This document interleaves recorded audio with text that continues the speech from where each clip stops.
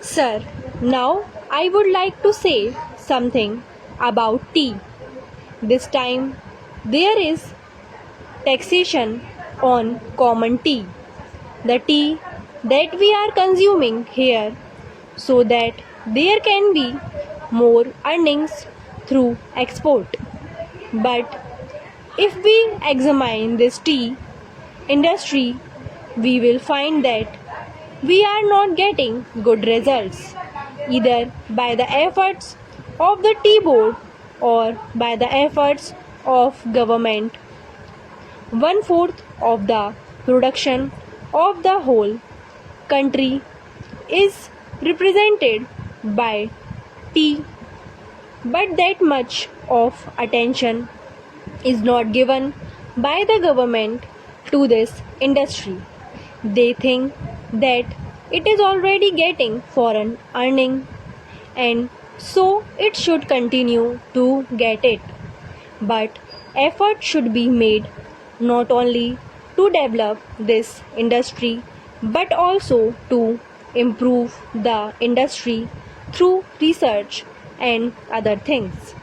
As you know, in some parts, the foreign companies which are working here are neglecting this industry. They are only after the profits, they are not thinking of the development of the industry. There is room for development in many respects, but it all depends upon research work, and research stations should be set up wherever there is neglect. No doubt the tea board is there, but the tea board is not seeing to these things. That is our complaint.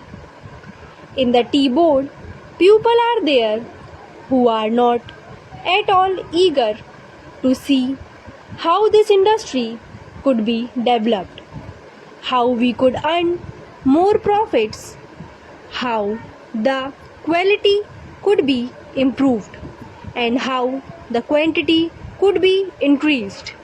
We are not seeing to that. I come from a part where the tea industry plays an important part in the economy of that area, but I find that it is being neglected from year to year and no attention is given to it. I find that there is this drought menace in the tea plantations. As a result, no further improvement in plantation is made. There, the development of tea can be undertaken. I only suggest this to our finance minister. When you are giving relief to coffee, why are you not giving relief to tea, which is earning much more foreign exchange? I humbly urge our finance minister to see to it and remove this burden on common tea. Now, I would like to say a word about battlement. There is taxation on battlement, which is imported. In my part, large quantities of betel nuts are being smuggled. So there was a representation from that area saying that betel nut should also come within the purview of customs duty and that part should be declared a port. A representation was made to the finance ministry as also the commerce and industry ministry, but nothing is done. I urge upon them to see to this whether smuggling, which is giving no benefit to the government and which is going to be increased, cannot be stopped, though our land customs department is there it cannot deal with smuggling effectively. Smuggling is going on. So, if you want to stop it, some definite steps should be taken and the representation which was made from that part should be given due consideration. Now, some other friend also touched upon rural economy and cottage and village industries. One thing we must do, that is, we must remove the disparity between the town and the village. If we are to remove it, what should be done? We should develop small industries, village industries, and cottage industries. How can they be developed? For that, power should be there. Now, my honorable friend was saying that out of 6 lakhs of villages, only 19,000 villages have been electrified. This is meager. If village electrician is not given due to consideration, we cannot make progress.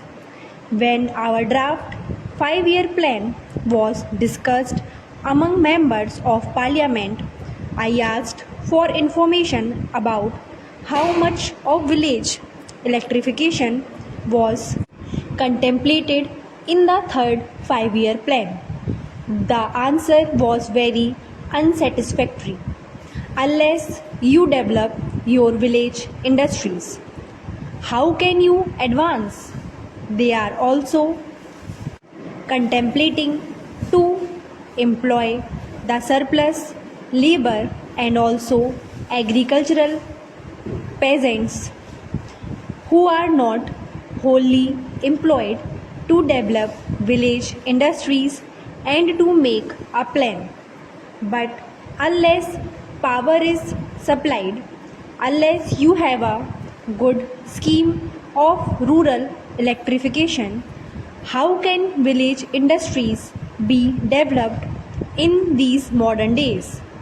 We say big things, we say here and we shout from housetops that so much is being done for the rural areas, but actually we are not doing what should be done. If rural electrification is there, then rural industries can be developed. Otherwise, they cannot be developed. Unemployment cannot be solved. The only solution for unemployment is the development of small industries and cottage industries. Otherwise, unemployment will increase year by year and there will be frustration among young men, particularly among the educated.